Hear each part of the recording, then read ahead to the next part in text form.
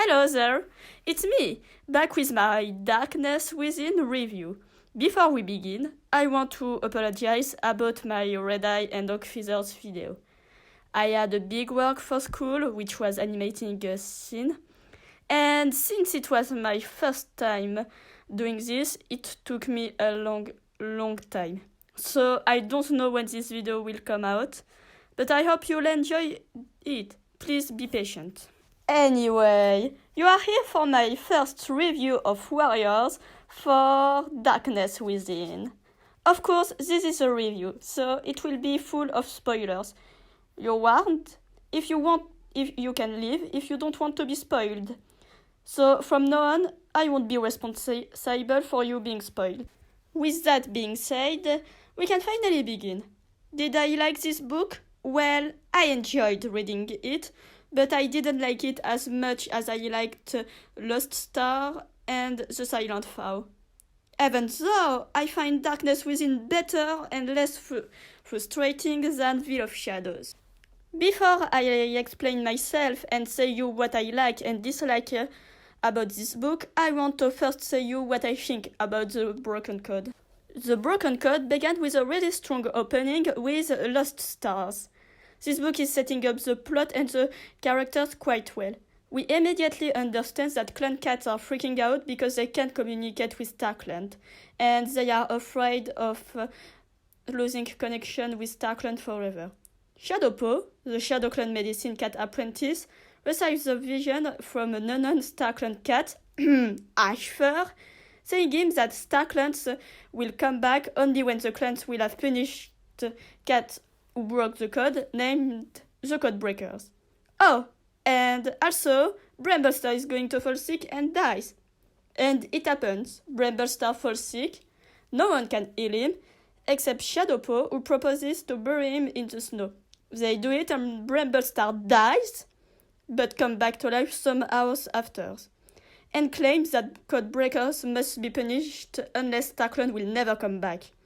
At the end of the book, Rootpaw, the Sky Clan apprentice, sees Bramblestar's ghost wandering in the forest calling for help, while his body is still moving in ThunderClan. Wow! What a great book, without talking about Bristlefrost's plot. The Silent Vow is a good book too. Shadowsight starts doubting himself. Rootpaw tries to understand and accept his power of seeing ghosts and engages himself into the rebellion against the false Bramblestar. Bristlefrost is being manipulated by the impostor before joining the rebels and spy for them on the impostor. The reason this book is so good is mainly because of the trio of protagonists. Shadowsight, Bristlefrost, and Rootpaw are great characters, with qualities and flaws, and actual storylines we can relate to. I think this trio of protagonists is the best Warriors has given us since quite a while. And what makes it even better is that they are all from different clans. And with them, we have a few other characters that are great too: Stemleaf, Spotfur, Squirrelflight, Tree, Puddleshine, and even Tigerheart Star, who is growing into a good leader. It's good to see them shine and still shining. But some moments of this book are random and nothing really happens except Squirrelflight's exile and Rootpaw showing Bramblestar's ghost. Oh, and the imposter attacks Shadowsight at the end of the book and let him dying in the forest. So, we're left with a nearly dead Shadowsight, Bristlefrost risking his life spying on the imposter in a clan that begins to separate in two groups, the followers and the rebels, and Rootpaw being the only one able to help Bramblestar regaining his body. It was a great cliffhanger waiting for a great book to follow this up. But did this book was great? No, it wasn't. In Veil of Shadows, Bramblestar disappeared and Rootpaw randomly became a medicine cat apprentice before returning as a warrior apprentice before getting his warrior's name, just in order to fill a few chapters, I guess. Bristlefrost still spying on the imposter while working with the rebels, but being considered as a traitor after Stemleaf and other rebels die killed by the imposter. And she also becomes deputy despite she didn't have an apprentice yet, and it is against the code. Oh, and just before the battle, she confessed feeling to Rootspring even though she never think about him romantically. And Shadowsight somehow survived to terrible wounds, a pretty massive falls, and days without eating, drinking, or even healing. Like, come on, some warriors died from less than that. And I know warriors isn't realistic, but seriously, a dead Shadowsight could have been good too. Oh, and he immediately commits temporary suicide in order to find Bramblestar in the Dark Forest. This book was really frustrating, because the identity of the imposter isn't revealed, despite we all knew it was Ashfur since book 1.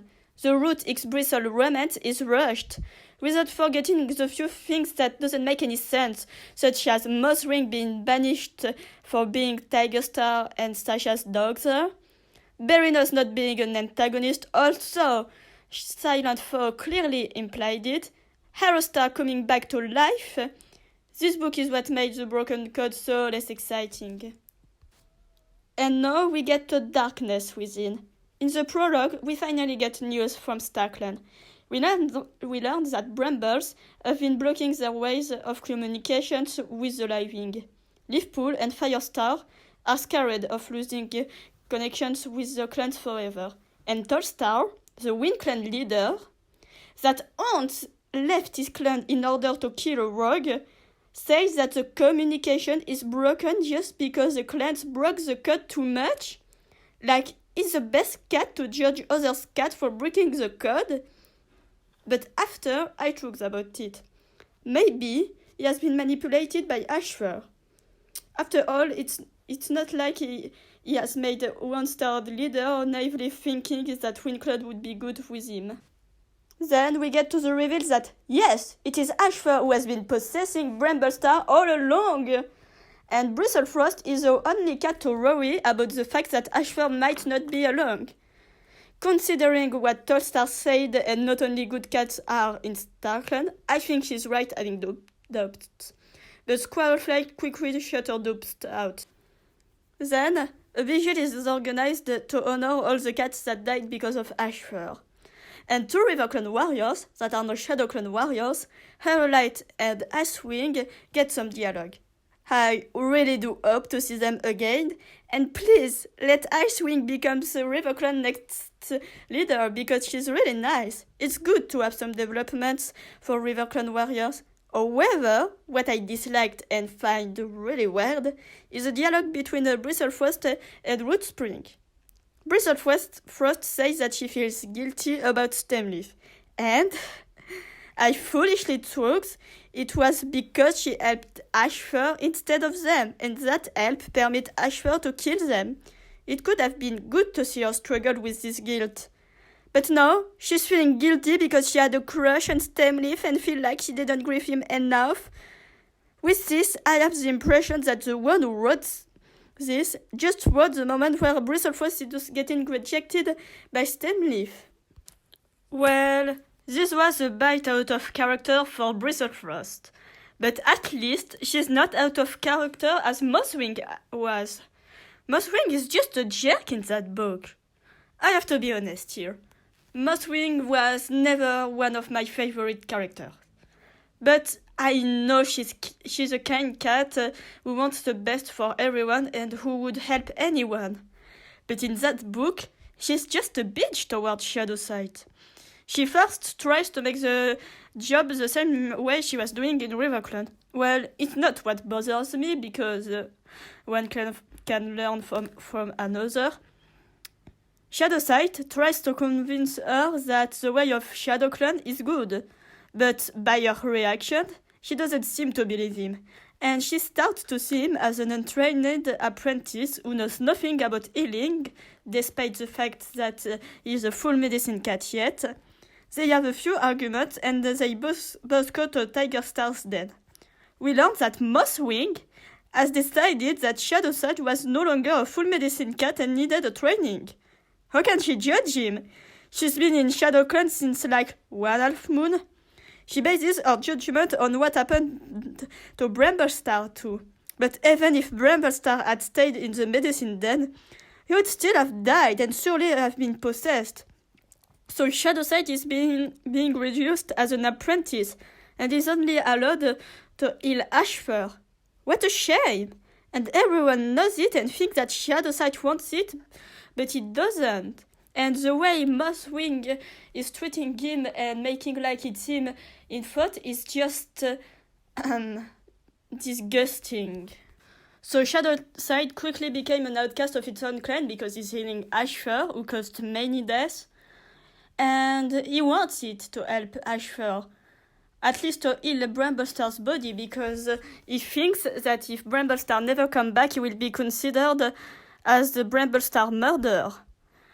And everyone is seeing him as a failure.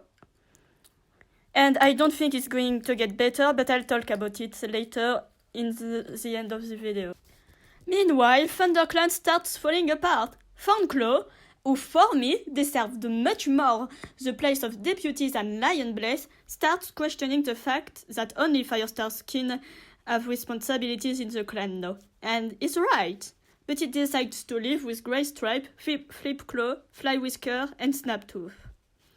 Thornclaw, the loyal patrol guy, who's been a respected warrior for countless seasons, decides to leave. But we can actually relate to him. His son died and is in a clan where only one family seems to have the responsibilities of the whole clan. And as Greystripe said in his Super Edition, ThunderClan no is not the ThunderClan of Firestar. Honestly, I agree on what he said, even if I absolutely want Bristlefrost to become leader at the end of the series. Then the question of what do we do about Ashfur and Bramblestar's body is brought up. Many wants to kill Ashfur, and we can't say they're wrong. But Squirrelflight doesn't. She wants to wait for Bramblestar's ghost to come back, even though he hasn't been seen since the end of Field of Shadows, and he was in the Dark Forest. So the clans decide to send 4 young warriors, get the sister in order to find Bramblestar. And what I find weird and really disappointing is Tigerstar here. At the end of Field of Shadows, Tigerstar allowed 2 River Clan warriors, Harrowlight and Icewing, and Mothwing, to come in Shadow Clan because Misty Star exiled them. It was really kind, and it's good to see Tigerstar growing into that type of leader. But there, when it's time to go and get the sisters, Tigerstar refuses to have them on his land, despite the fact that it could literally solve the problem of Ashfur and Bramblestar. So Darkness Within is a traveling book. Yippee! Most of the traveling parts are random. It's just Needleclaw being Holyleaf 2.0, telling Rootspring not to stop loving Bristlefrost because he's disloyal to his clan and it's breaking the code and blah blah blah blah. Wasn't Needleclaw a kind and tolerant cat in the previous books? Always trying to cheer up his brother? Here she's just annoying and an Holyleaf 2.0. But with the traveling part, I actually liked seeing Bristlefrost and Rootspring going on the patrol together. I know some people really disliked having 2 protagonists going on the same quest together, but this quest allowed us to see clearly Bristlefrost's feeling toward Rootspring. It was what was missing and have been rushed in Veil of Shadows, and I'm happy it has been shown. Plus, there is some cute moments between them, and it's really nice. And I like their mentality, which is, let's spend as much time as we can together and have as much fun as we can together before we return to the clan where we won't be together all the time. They really enjoy this journey because they don't know what will happen next once they'll be back within their clans. And it's great to see characters thinking this way. What I also liked is Spotfur's reaction when she learned she's pregnant. It was really obvious she was because warriors love drama. But anyways, when she learned she's extremely sad because Stemleaf will never be able to raise those kids with her. She even said to Bristlefrost she doesn't want the kids. It's really sad to read. and I think it's the first time Warriors speaks about this subject. We had Lady Medicine Cat abandoning their kit because it was against the code, or Blue Star abandoning her kit so that she can become leader. But a normal warrior, such as Spotfur, never really faced or even talked about it. And her kids are not even born. It's so refreshing to see this kind of struggle. It's another storyline we can relate to. I also liked the development of the friendship of Bristlefrost and Spotfur. I like to see Bristlefrost being a supportive friend. But what I would have liked is a confrontation between the two where Spotfur kind of repressed Bristlefrost's Stemleaf's death. But it didn't happen, and it's kind of sad. To come back to Bristlefrost, her kindness and optimistic and positive attitude is really nice. She just wants to be a good warrior, a good friend in a good clan. Meanwhile, in Shadow Clan, Ashfur tries to manipulate Shadowsight, who's being more and more excluded by his clan, especially by Mothwing and Puddleshine. He tries to be a warrior, but Tigerstar quickly assigned him at only taking care of Ashfur, since he is the only one Ashfur actually talks to. I need a moment to scream at your face, Tigerstar. You assign Shadowsight, an outcast since you and Mothwing decided he was no longer able to take care of anyone without help, to the most manipulative cat in the clan, who manipulates Shadowsight haunts, who nearly killed him a book ago? Like, what are you thinking at? And didn't you say that Shadowsight was young and it's why Ashfur has manipulated him so easily? Shadowsight is still young, and since everyone is seeing him as a baby and excluding him, it's even easier for Ashfur to manipulate him. If Shadowsight becomes an evil, which would be good to see, it will be because of Mothwing and Tigerstar's nonsense and stupidity. I hardly recognize both of them. They're not just stupid and mean. Well, Ashfur tries to get help from Shadowsight to escape, because he starts to really get scared for his butt. Well, it's not like every warrior who was guarding him had once tried to attack him. Hello, Lionblaze. Talking about Lionblaze, did Squirrelflight really truth when she appointed him deputy? Because again, for the first time, Lionblaze let his emotions get the best of him, and this time he nearly killed Ashfur. Fongro was right when he adopted Lionblaze, because except thinking about killing Ashfur, Lionblaze has hardly done anything else in this book. Well, it's Lionblaze. Anyway, so the Platwall eventually comes back with the sisters, and Rootspring discovers he can actually talk with the Earth.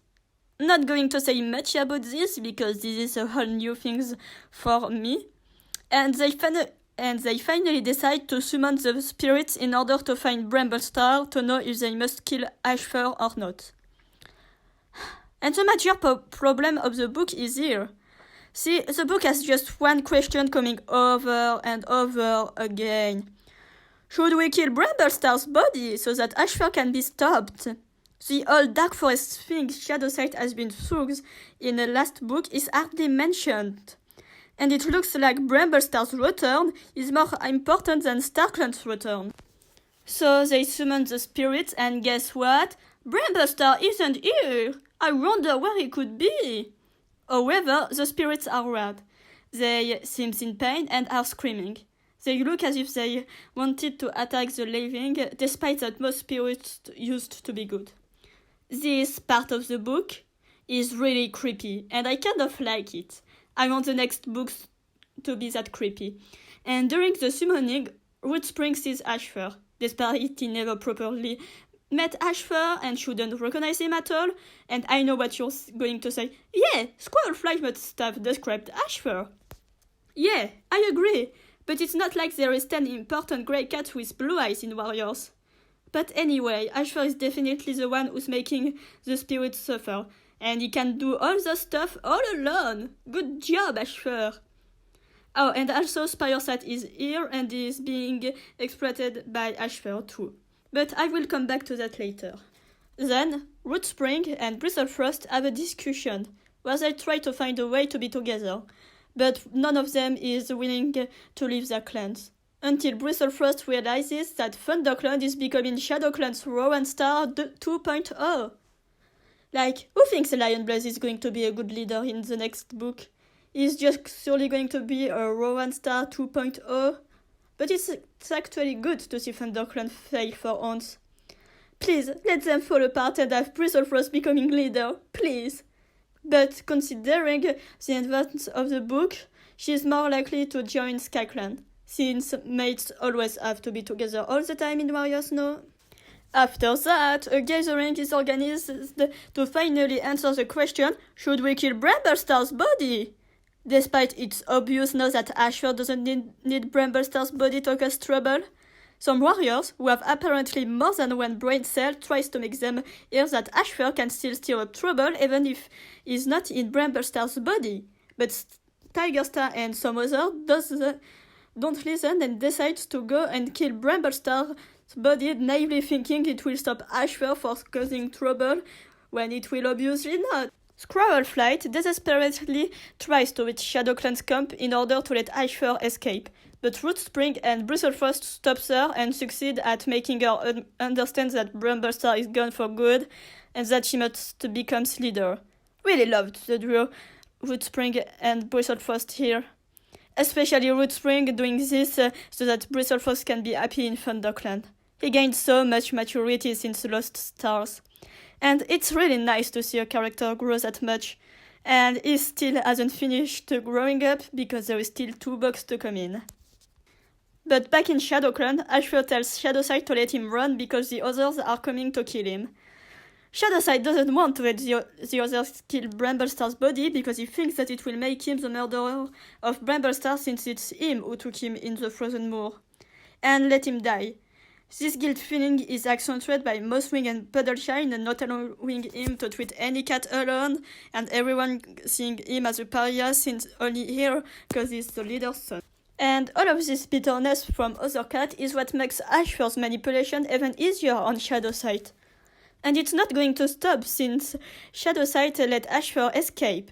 But before Shadowside does that, Ashfur reveals that 3 spirits are somehow living all together at the same time in Bramblestar's body.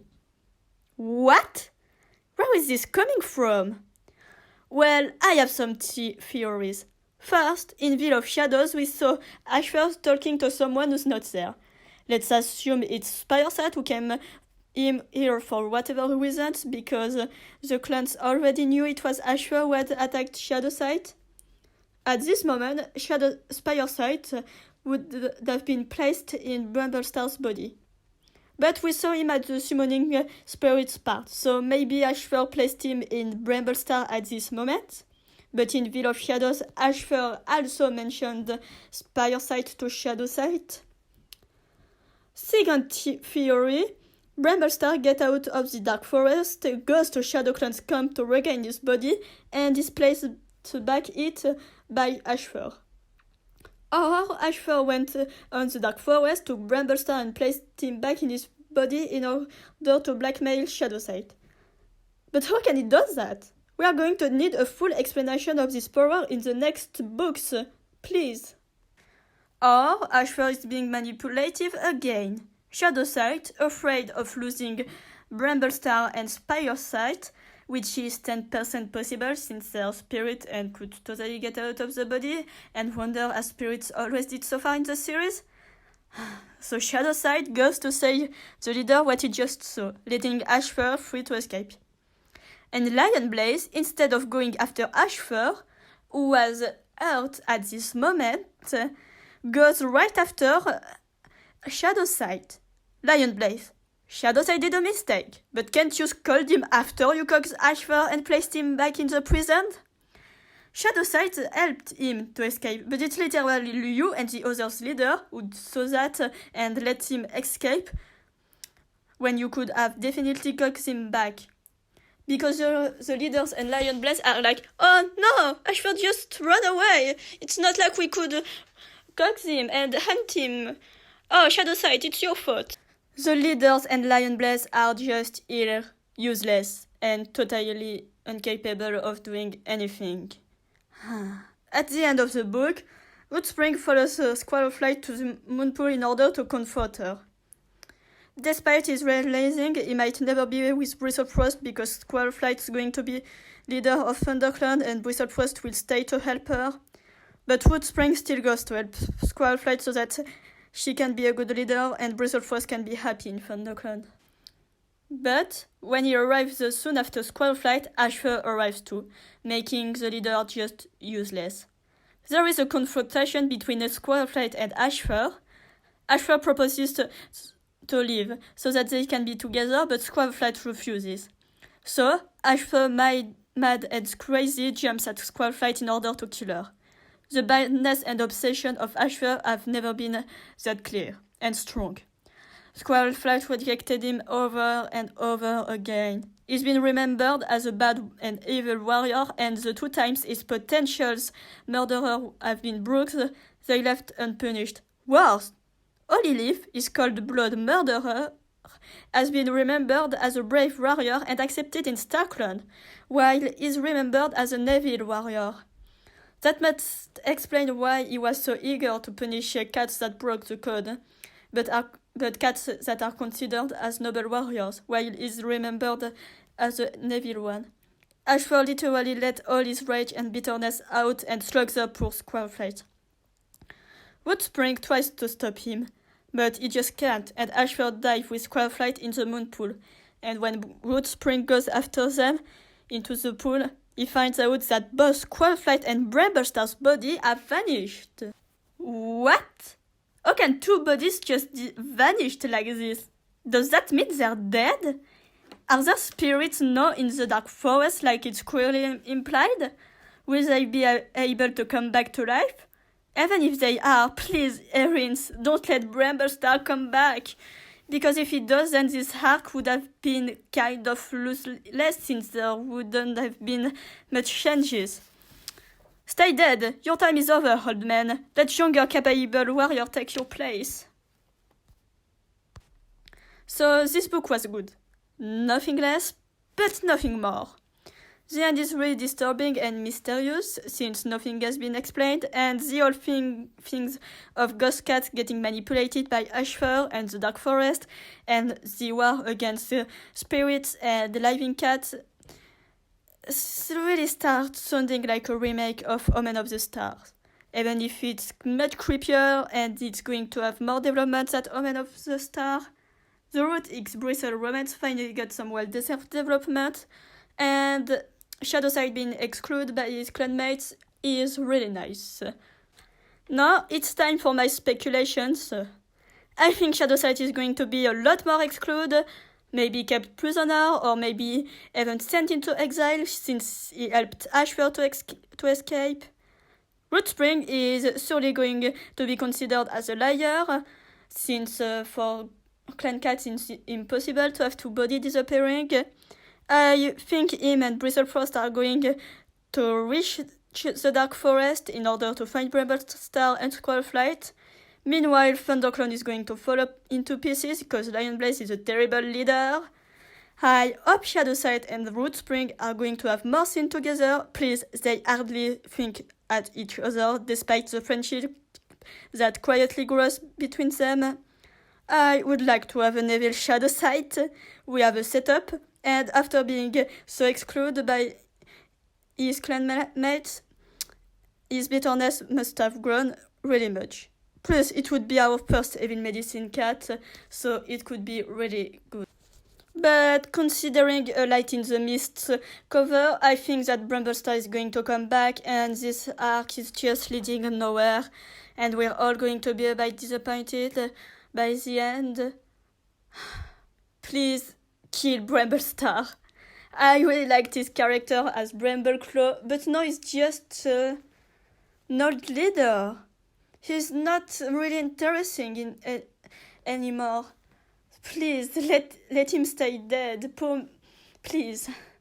For Squirrelflight, I'm between 2 chairs. I'd like to see her die so that Bristlecrost can be leader, but I like seeing her be a leader. So we will see, but I think that at the end, Bramble is just going to come back and lead ThunderClan forever. Please, let me be wrong. So, this is the end of my Darkness Within review. I hope you enjoyed it. Since it's my first review, it's a bit messy, I know. I will try to make better next time. Let me know in the comments what you would like to see. I will surely do other videos about Warriors Canon. Maybe a parallel between Ivy Pool and Bristle Frost, or theories. Let me know, please. Leave a like if you liked it. Happy New Year and see you later!